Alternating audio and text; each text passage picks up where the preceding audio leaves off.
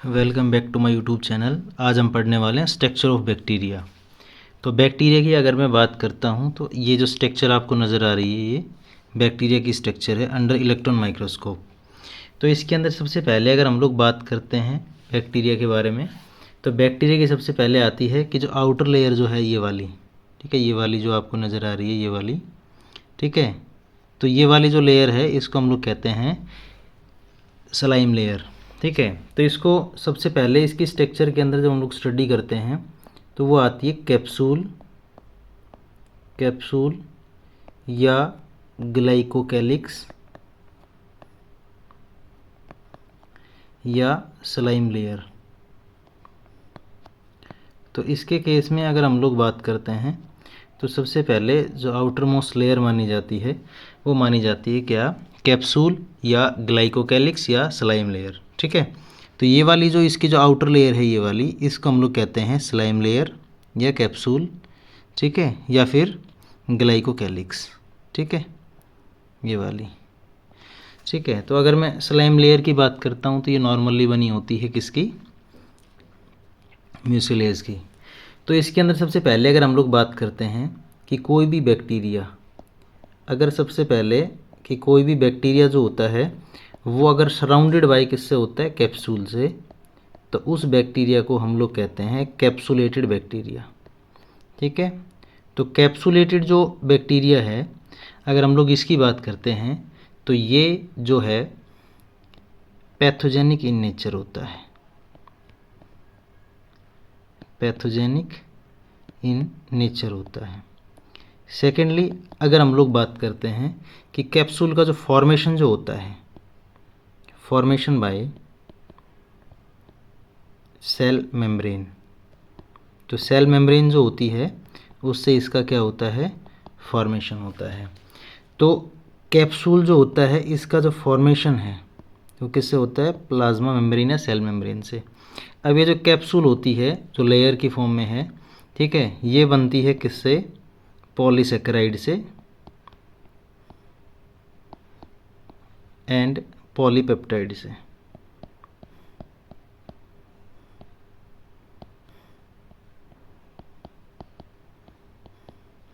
ये एक कार्बोहाइड्रेट्स होती है और ये एक तरीके से क्या है, प्रोटीन है। दूसरा अगर हम लोग बात करते हैं कि कैप्सूल का फंक्शन क्या है, तो कैप्सूल जो है बैक्टीरिया को प्रोटेक्ट करती है। प्रोटेक्ट करेगी कहाँ से, from WBCs and also help in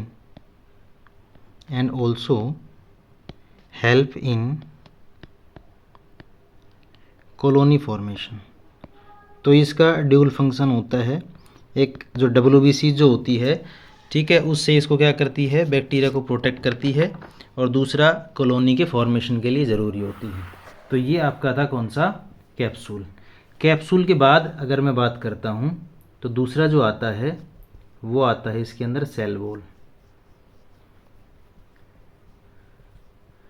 तो सेकंड जो आएगा यहाँ पे वो क्या आएगा, सेल वॉल। तो जो कैप्सूल वाली लेयर है इसके अंदर की तरफ जो प्रेजेंट है उसको हम लोग कहते हैं सेल वॉल, ठीक है। तो सेल वॉल इसकी ये वाली लेयर्स होती है। सेकंड नंबर, पहली वाली कैप्सूल थी ये, अब ये वाली जो लेयर जो दिख रही है आपको ये वाली, ठीक है, इसको हम लोग कहते हैं सेल वॉल। तो सेल वॉल जो है बैक्टीरिया के केस में ये बनी होती है मेडअप ऑफ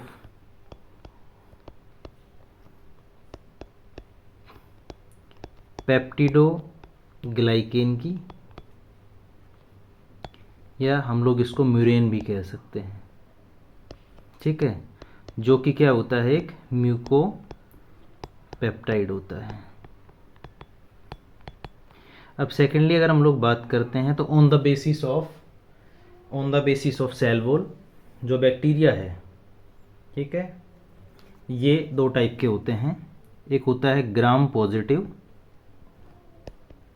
पॉजिटिव बैक्टीरिया और दूसरा होता है ग्राम नेगेटिव बैक्टीरिया। तो अब देखो सबसे पहले क्या करते हैं हम लोग, बैक्टीरिया को डाई करते हैं किसके अंदर, पर्पल डाई के अंदर।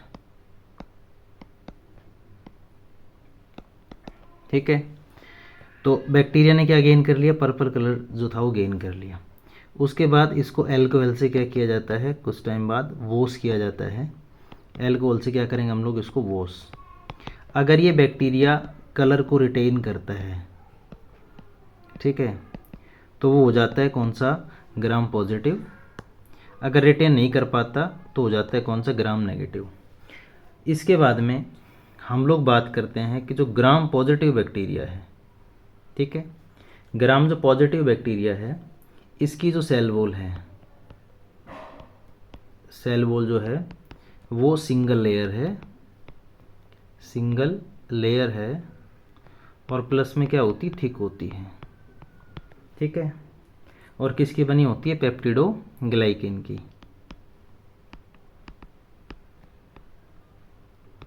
दूसरा, अगर मैं बात करता हूँ कि इसके साथ में लिपिड जो है वो भी इसके अंदर कम मात्रा के अंदर प्रेजेंट होती है। दूसरा, अगर मैं ग्राम नेगेटिव बैक्टीरिया की बात करता हूँ, ठीक है, तो इसकी सेल वॉल जो है वो डबल लेयर्ड होती है, डबल लेयर्ड होती है। किससे होती है, डबल लेयर्ड होती है। जो इसकी इनर लेयर होगी, इनर लेयर जो है इसकी, वो इसकी क्या होती है, थिन होती है। प्लस में जो आउटर लेयर है इसकी, ठीक है, वो क्या होती है, थिक होती है। और किसकी बनी होती है, पॉलीसेकेराइड की बनी होती है। ठीक है, उसके बाद में अगर मैं बात करता हूँ तो कुछ क्वांटिटी के अंदर इसके अंदर प्रेजेंट क्या होता है, लाइपोप्रोटीन होता है। ठीक है, और फॉस्फोलिपिड जो है वो प्रेजेंट होता है, फॉस्फोलिपिड। ठीक है, तो ये है इसके अंदर जो ग्राम नेगेटिव की बात, पॉजिटिव की बात करते हैं और नेगेटिव की बात करते हैं। अब इसके अंदर अगर मैं बात करता हूँ कि लाइपोप्रोटीन जो है, लाइपोप्रोटीन, ठीक है, ये प्रेजेंट होता है किसके अंदर, ग्राम नेगेटिव बैक्टीरिया जो होता है उसके अंदर। ठीक है, और इसको हम लोग कहते हैं पोरिन प्रोटीन। ठीक है, तो ये एक तरीके से क्या करती है कि सब्सटेंस एक बैक्टीरिया से दूसरे के अंदर जाएंगे या अंदर की तरफ, सब्सटेंस को अंदर की तरफ इनटेक करने के लिए ये यूज़ की जाती है। ठीक है, तो ये आपके ग्राम पॉजिटिव और दूसरा कौन सा, ग्राम नेगेटिव टाइप के बैक्टीरिया थे। इसके बाद में हम लोग बात करते हैं कि जो नेक्स्ट लेयर है इसकी, उसको हम लोग कहते हैं सेल मेम्ब्रेन। जो थर्ड लेयर है इसकी, उसको हम लोग बोलेंगे सेल मेम्ब्रेन। तो सेल मेम्ब्रेन की अगर मैं बात करता हूँ तो ये एक तरीके से इसकी इनर मोस्ट लेयर होती है, ये वाली। तो बिल्कुल इनर की साइड के अंदर जो इसकी मेम्ब्रेन है, इसको हम लोग बोलते हैं सेल मेम्ब्रेन। तो सेल मेम्ब्रेन की अगर मैं बात करता हूँ तो ये बनी होती है किसकी, लाइपोप्रोटीन की। ठीक है, यानी कि फॉस्फोलिपिड और प्रोटीन की बनी है, और ये एक क्या होती है, यूनिट मेम्ब्रेन होती है। ठीक है, जैसे कि यूकैरियोटिक मेम्ब्रेन होती है वैसी। अब इसके अंदर क्या होता है कि इस जो सेल मेम्ब्रेन है इसको रिजेंबल किया जाता है किसके साथ में, माइटोकॉन्ड्रिया के साथ में, क्योंकि इसके पास एंजाइम्स प्रेजेंट होते हैं। कौन से, respiratory enzymes, respiratory enzymes, plus में सक्सिनेट डिहाइड्रोजिनेज।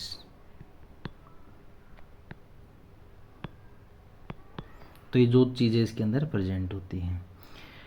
अब इसके अंदर हम लोग बात करते हैं कि इसका जो नेक्स्ट क्या है, इसका साइटोप्लाज्म है। तो साइटोप्लाज्म के अंदर काफ़ी सारे जो इसके जो पार्ट्स होते हैं वो प्रेजेंट होते हैं, बट ये एक यूकैरियोटिक सेल नहीं है, इसलिए इसके अंदर mitochondria, chloroplast, endoplasmic reticulum, lysosome, Golgi body, microbodies वगैरह सारी इसके अंदर क्या होती है, एब्सेंट होती है। ठीक है। और बैक्टीरिया साइटोप्लाज्म के अंदर मेन जो बात आती है वो आता है नो स्ट्रीमिंग और साइक्लोसिस। ठीक है। साइक्लोसिस का मतलब होता है मूवमेंट, एक साइटोप्लाज्म का पर्टिकुलर मूवमेंट होता है। ठीक है, कि वो राउंडेड स्ट्रक्चर, राउंडेड इस तरीके से घूमता है। ठीक है, ऐसे। तो वो नॉर्मली जो हमारी वो होती है सेल, उसके अंदर जो साइटोप्लाज्म होता है वो साइक्लोसिस शो करता है, बट इसके अंदर साइक्लोसिस एब्सेंट होती है। अब हम लोग बात करते हैं इसके अंदर जो इसका सबसे पहला इसका पर्टिकुलर पार्ट्स होता है साइटोप्लाज्म के अंदर, ये वाला, इसको हम लोग कहते हैं मीजोसोम्स। अब देखो मीजोसोम्स क्या है एक्चुअली में। मीजोसोम्स की अगर मैं बात करूं तो मीजोसोम सेल मेम्ब्रेन जो है, ठीक है, इसकी इनर फोल्डिंग है। तो सेल मेम्ब्रेन की जो इनर फोल्डिंग होती है, इसको हम लोग, ये अंदर की तरफ सेल मेम्ब्रेन जो है इस तरीके से, ठीक है, इनर फोल्ड हो जाती है, तो एक पर्टिकुलर स्ट्रक्चर बनाती है जिसको हम लोग क्या बोलते हैं, मीजोसोम्स कहते हैं। अब मीजोसोम्स जो वर्ड था, इसकी जो डिस्कवरी थी वो किसने की थी, एफ जेम्स ने की थी। उसके बाद में अगर हम लोग बात करते हैं तो इसके पास में क्या प्रेजेंट होता है, ऑक्सीडेटिव एंजाइम्स प्रेजेंट होते हैं।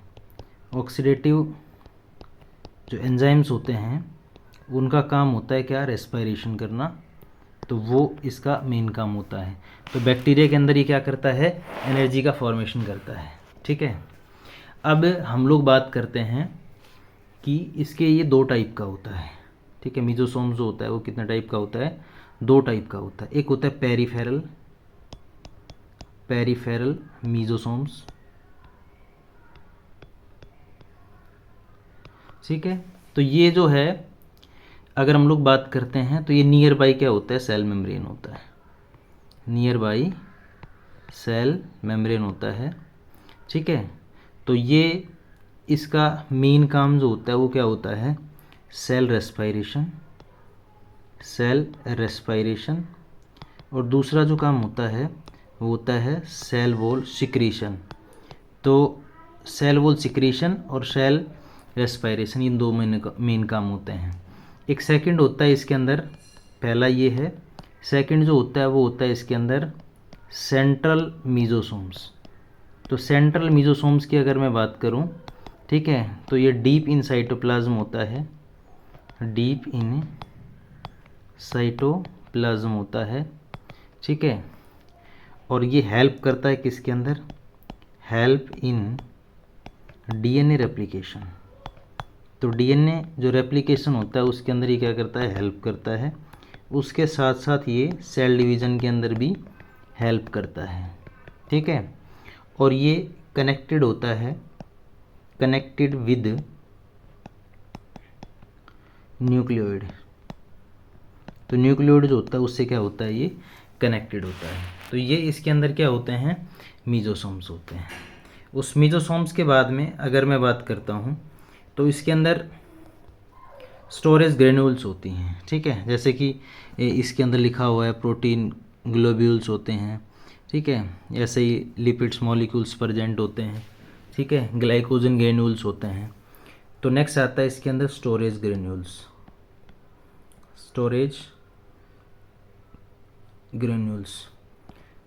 तो स्टोरेज ग्रेन्यूल्स के अंदर सबसे पहले जो पाया जाता है वो होता है ग्लाइकोजन ग्रेन्यूल। ठीक है।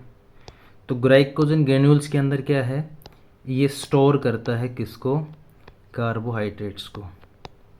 जो कार्बोहाइड्रेट्स होती है उसको क्या कर लेता है, ये स्टोर करता है। ठीक है। सेकंड जो आता है वो आता है वॉल्यूटिन ग्रेन्यूल्स। अब वॉल्यूटिन जो ग्रेन्यूल्स होते हैं वो इसके अंदर क्या है, इसको हम लोग मेटाक्रोमेटिक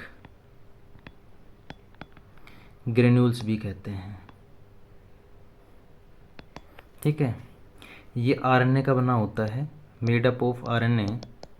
ठीक है, and store RNA as source of nitrogen and phosphorus.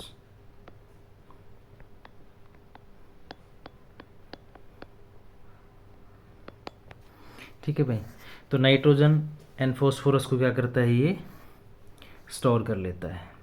उसके बाद नेक्स्ट आता है इसके अंदर फोटोसिंथेटिक स्ट्रक्चर। फोटोसिंथेटिक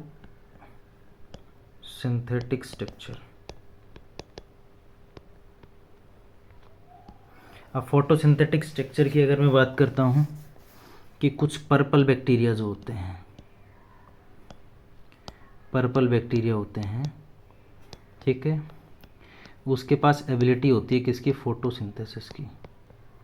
तो ये फोटोसिंथेसिस कर सकते हैं। ठीक है, बट यू बैक्टीरिया के अंदर कोई पर्टिकुलर स्पेशल स्ट्रक्चर नहीं होती, ठीक है, जो फोटोसिंथेसिस कर पाए। तो बैक्टीरिया के अंदर अगर हम लोग बात करते हैं तो फोटोसिंथेटिक जो पिगमेंट्स होते हैं वो इसके अंदर स्कैटर्ड फॉर्म के अंदर प्रेजेंट होते हैं, फोटोसिंथेटिक पिगमेंट्स। अब ये पिगमेंट्स क्या होते हैं, ग्रुप्स के अंदर प्रेजेंट होते हैं और उसको हम लोग कहते हैं क्रोमेटोफोर। क्रोमेटोफोर्स। तो ये जो क्रोमेटोफोर्स होता है इसका मतलब होता है ग्रुप ऑफ पिगमेंट्स। अब पर्पल बैक्टीरिया जो होता है, जो सल्फर और नॉन सल्फर बैक्टीरिया होता है, इसके पास में जो पिगमेंट्स प्रेजेंट होते हैं उसका नाम होता है bacterial chlorophyll A and bacterial chlorophyll जो ए वाला होता है उसके साथ में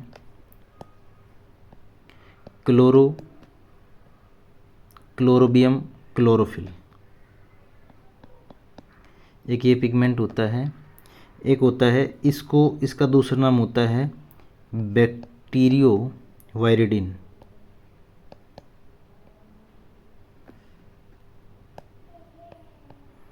बैक्टीरियो वायरिडिन। ठीक है, तो ये जो बैक्टीरिया क्लोरोफिल ए और बैक्टीरियल क्लोरोफिल बी, ठीक है, ये दो जो पिगमेंट्स होते हैं ये वाले, ये पाए जाते हैं किसके अंदर, जो पर्पल बैक्टीरिया होता है उसके अंदर। ठीक है, और बैक्टीरियल क्लोरोफिल ए, ठीक है, ये और दूसरा पिगमेंट्स ये वाला, ये पाए जाते हैं किसके अंदर, ग्रीन सल्फर बैक्टीरिया के अंदर। ग्रीन सल्फर जो बैक्टीरिया होता है उसके अंदर। ठीक है, तो ये पाया जाता है। उसके अलावा अगर हम लोग बात करते हैं तो इसका जो सेंट्रल वाला हिस्सा है ये वाला, इसके अंदर पाया जाता है न्यूक्लियोइड। और न्यूक्लियोइड इसके अंदर क्या होता है, फॉल्स टाइप का न्यूक्लियस होता है। तो हम लोग पढ़ते हैं इसके बारे में।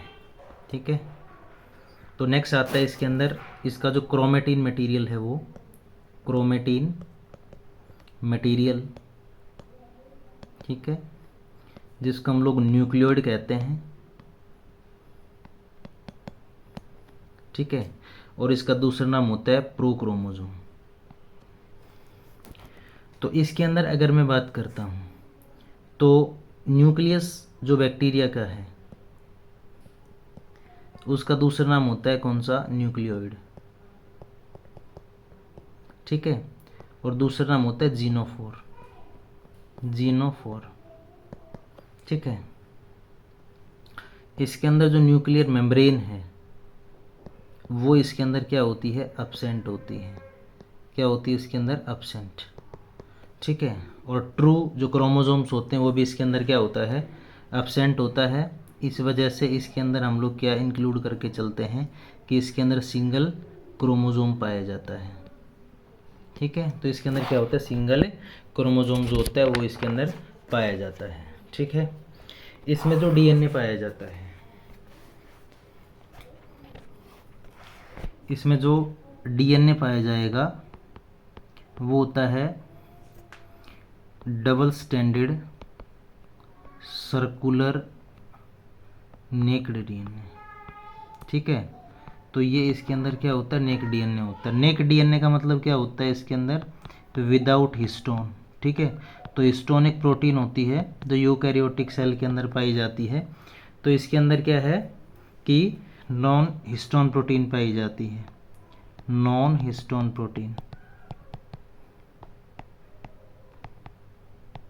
ठीक है, तो ये इसका क्या होता है, नॉन हिस्टोन प्रोटीन। ठीक है, तो इसमें जो ये वाली स्ट्रक्चर आपको दिख रही है, ठीक है, इसको हम लोग न्यूक्लियोइड कहते हैं। और इस न्यूक्लियोइड के अंदर क्या होता है, डीएनए जो डबल सर्कुलर डीएनए होता है वो, लेकिन ये नेक्ड होता है। इसका मतलब होता है विदाउट हिस्टोन प्रोटीन। तो इसके अंदर नॉन हिस्टोन प्रोटीन पाई जाती है। ठीक है, तो ये जो नॉन हिस्टोन प्रोटीन होती है, अगर मैं इसकी बात करता हूँ तो ये इसके अंदर कैसी होती है, पॉलीअमाइन होती है। ठीक है, यानी कि अमाइन एसिड्स ज़्यादा होते हैं इसके अंदर अलग अलग टाइप से। तो प्रोटीन है तो अमाइन एसिड्स पॉलीअमाइन बोल देते हैं इसको हम लोग। ठीक है, अब ये जो न्यूक्लियोइड होता है इसका, ठीक है, फॉल्स टाइप का nucleus, it is connected with mesosomes. ठीक है, तो मीजोसोम जो होता है उससे क्या होता है, ये कनेक्टेड होता है। उसके अलावा, ठीक है, तो इसके अंदर जो डीएनए है, इसके अलावा जो न्यूक्लियोइड वाला डीएनए है उसके अलावा एक सर्कुलर डीएनए और प्रेजेंट होता है इसके अंदर, सर्कुलर डीएनए और प्रेजेंट होता है। और इसको हम लोग मिनी क्रोमोसोम या प्लाज्मिड कहते हैं। तो मिनी क्रोमोसोम्स या फिर दूसरा क्या नाम होता है इसका, प्लाज्मिड होता है। ठीक है, तो एक्चुअली में ये एक्स्ट्रा क्रोमोसोमल होता है, एक्स्ट्रा न्यूक्लियर जेनेटिक मटेरियल होता है। ठीक है, तो लेडरबर्ग नाम का एक साइंटिस्ट था,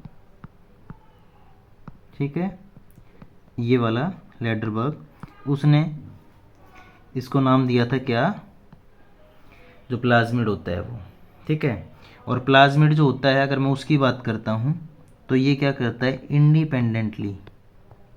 इंडिपेंडेंटली क्या करता है, ये रेप्लिकेशन करता है। ठीक है, यानी कि ये खुद रेप्लिकेशन कर सकता है। ठीक है, तो एक एक्स्ट्रा सर्कुलर इसके अंदर क्या पाया जाता है, एक्स्ट्रा सर्कुलर डीएनए पाया जाता है। ठीक है, जिसको हम लोग क्या बोल सकते हैं, प्लाज्मिड बोल सकते हैं। तो प्लाज्मिड का बहुत इंपॉर्टेंट रोल होता है। ठीक है, अब दूसरे इसके बाद में आता है कि अगर प्लाज्मिड के अलावा अगर हम लोग बात करते हैं तो इसके अंदर जो एक और पाया जाता है जिसको हम लोग क्या बोलते हैं, राइबोसोम्स।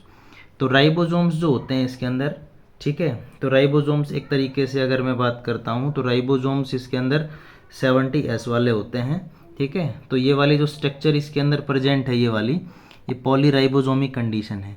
तो पॉलीराइबोसोमिक कंडीशन का मतलब क्या होता है, देखो इसके अंदर क्या होता है, mRNA भी प्रेजेंट होता है। तो जब प्रोटीन सिंथेसिस होती है, ठीक है, तो बहुत सारे राइबोसोम्स जो हैं इस तरीके से इसके अंदर अटैच हो जाते हैं mRNA के साथ में। ठीक है, तो उसको हम लोग पॉलीराइबोसोमिक कंडीशन कहते हैं। उसके अलावा इसके अंदर जो बैक्टीरिया है, इसके अंदर ये वाला जो है इसके अंदर, ठीक है, इसको हम लोग क्या बोलते हैं, फ्लैजिला। ठीक है, तो इसका जो फ्लैजिला है अगर मैं उसकी बात करता हूँ तो इसके अंदर ये वाला जो पार्ट होता है उसको हम लोग क्या बोलते हैं, बेसल बॉडी कहते हैं। ये वाला जो होता है इसको हम लोग हुक कहते हैं, और ये वाला जो होता है इसको हम लोग फिलामेंट कहते हैं। तो इसका जो ये वाला फ्लैजिला है ये इसके मूवमेंट के लिए हेल्पफुल होता है, तो इसके मूवमेंट के लिए रेस्पॉन्सिबल होता है। इसके अंदर देखो इस तरीके की जो स्ट्रक्चर आपको नज़र आ रही है छोटी छोटी ये वाली, इनको हम लोग बोलते हैं सेक्स पिलाई। ठीक है, तो सेक्स पिलाई की अगर मैं बात करता हूँ, ठीक है, तो सेक्स पिलाई जो है वो जब एक बैक्टीरिया दूसरे के साथ में कनेक्ट करता है, ठीक है, ड्यूरिंग रिप्रोडक्शन की बात करते हैं हम लोग कि इसके अंदर सेक्सुअल रिप्रोडक्शन बहुत रेयर होता है। तो अगर मैं सेक्सुअल रिप्रोडक्शन की बात करता हूँ तो उसके अंदर जो है अलग अलग टाइप के मेथड्स होते हैं इसके अंदर। ठीक है, जैसे कॉन्जुगेशन होता है, कॉन्जुगेशन ब्रीज बनती है उसके अंदर, ठीक है, या फिर ट्रांसफॉर्मेशन हो रहा है, ट्रांसजेक्शन हो रहा है। तो उस केस में क्या होता है, एक बैक्टीरिया जब दूसरे के साथ में कंबाइन करता है, ठीक है। तो उसके अंदर सेक्स पिलाई जो होती है उसका इम्पोर्टेंट रोल होता है, ठीक है। अब उसके बाद में इसके अंदर क्या होता है, खुद का अपना आरएनए होता है, ठीक है, खुद का डीएनए भी होता है, राइबोसोम्स भी प्रेजेंट होते हैं, लेकिन ये राइबोसोम्स कौन से होते हैं, 7 वाले होते हैं। उसके बाद में इसके अंदर लिपिड ग्रेन्यूल्स बता चुका हूँ कि ऑलरेडी इसके अंदर एज ए स्टोरेज फूड रहता है लिपिड्स, ठीक है। डिफरेंट टाइप्स के कार्बोहाइड्रेट भी इसके अंदर स्टोर रहते हैं, ठीक है। ये पिलस वही है, सेक्स पिलाई।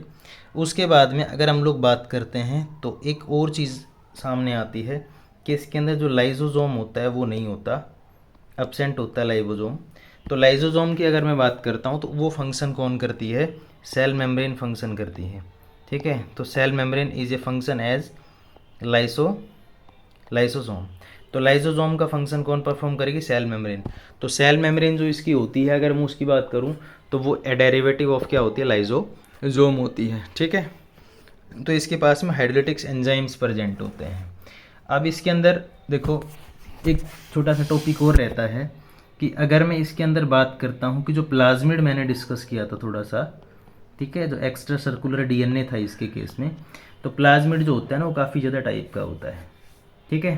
तो इसके केस में सबसे पहले अगर मैं बात करता हूँ तो सबसे पहला नाम आता है एफ प्लाज्मिड का, ठीक है। तो एफ प्लाज्मिड जो है इसको हम लोग फर्टिलिटी फैक्टर कह सकते हैं, ठीक है, फर्टिलिटी फैक्टर। तो इसके केस में अगर हम लोग बात करते हैं तो एफ फैक्टर जो होता है, ठीक है, वो अगर जिसके अंदर प्रेजेंट होता है, ठीक है, तो उसको हम लोग क्या बोलते हैं, एफ पॉजिटिव सेल। और जिसके अंदर नहीं होता उसको हम लोग बोलेंगे एफ नेगेटिव सेल, ठीक है। तो एफ फैक्टर जो प्रेजेंट होता है उसको हम लोग बोल देते हैं डोनर, और इसके लिए हम लोग बोलेंगे मेल बैक्टीरिया। जो एफ जो फैक्टर होता है वो अगर एब्सेंट होता है उस सेल के अंदर तो वो होता है रिसिपिएंट, ठीक है, और उसको हम लोग बोलेंगे क्या, फीमेल बोलेंगे, ठीक है भाई। तो इसका जो एफ प्लाज्मिड होता है, F plasmid always attached with main DNA. तो इसका जो मेन डीएनए होता है इसके साथ में क्या होता है, अटैच होता है, और किसका फॉर्मेशन करता है, ये एपिजोम का फॉर्मेशन करता है, ठीक है। तो इस सेल को हम लोग कहते हैं HFR सेल, ठीक है भाई। उसके बाद में जो सेकंड जो आता है उसको हम लोग कहते हैं आर और रेसिस्टेंस फैक्टर, ठीक है। तो इसको हम लोग आर प्लाज्मिड के नाम से भी जानते हैं। तो आर जो प्लाज्मिड है अगर हम लोग इसकी बात करते हैं तो इसके पास में आर फैक्टर प्रेजेंट होते हैं, और जो आर फैक्टर प्रेजेंट होता है ये क्या होता है, रेसिस्टेंट टू सर्टेन ड्रग्स। जो ड्रग्स जो होती है उसके अगेंस्ट ये क्या रहता है, रेसिस्टेंट होता है, ठीक है। उसके बाद इसके अंदर आता है कोल प्लाज्मिड या कॉल फैक्टर, ठीक है। तो नेक्स्ट जो थर्ड नंबर पे जो आता है उसको हम लोग कहते हैं क्या, कोल या